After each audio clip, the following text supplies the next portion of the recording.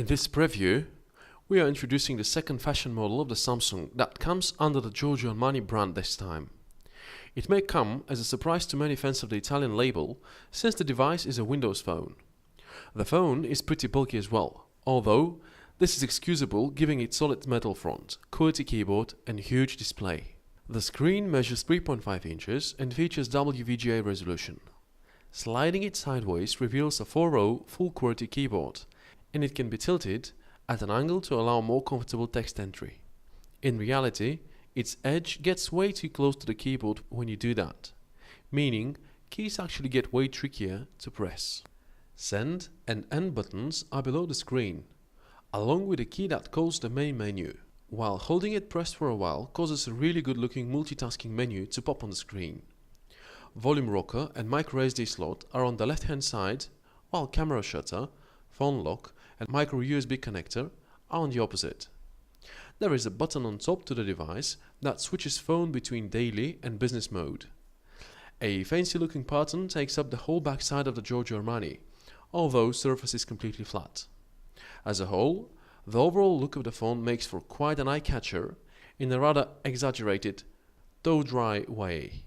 As we mentioned already, the phone runs Windows Mobile, but Samsung seems to have polished the customization pack enough, so ordinary customers will find it really easy to use. We must point out that our prototype operates with Windows Mobile 6.1, while the final unit will have version 6.5 under the hood, so there will be certain differences. The home screen features 3 separate subscreens, where you can place widgets of your own choosing. You also have a business mode that shows information fields notifying you of new emails, messages, meetings, snapshots or lead to shortcuts, settings, airplane mode, Bluetooth, Wi-Fi and many others. As it might be expected of a smartphone, this is easily changeable. You can rearrange or hide interface elements in a snap. Opening the slider turns screen to landscape and causes a menu of shortcuts leading to your message inbox, emails, calendar, notes and searches spring on screen. As a whole, all interface elements have been through some changes, with your contacts, alarm clock and calendar being affected most heavily. As a whole, the level of personalization doesn't add much functionality.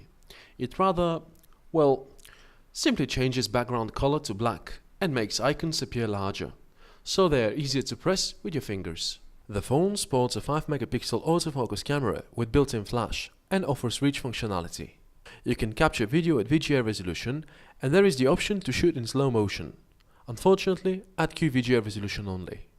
Aside from being a capable smartphone, the Samsung Giorgio Armani is a capable multimedia device as well.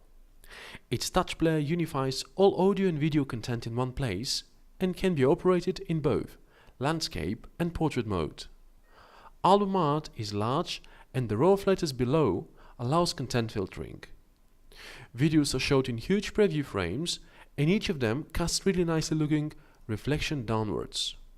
Not last, you also have the intriguing option to change playback speed, and it's a good thing DivX and XVID coded videos are played without any issues. Despite its kitschy overload look, which is unlikely to please all users, the Samsung Giorgio Armani looks like quite a promising Windows Mobile powered smartphone. Bear in mind that not everyone will be able to afford it. It is expected to cost at about $1,030. We will certainly let you know more about it when we have managed to get our hands on a final retail unit.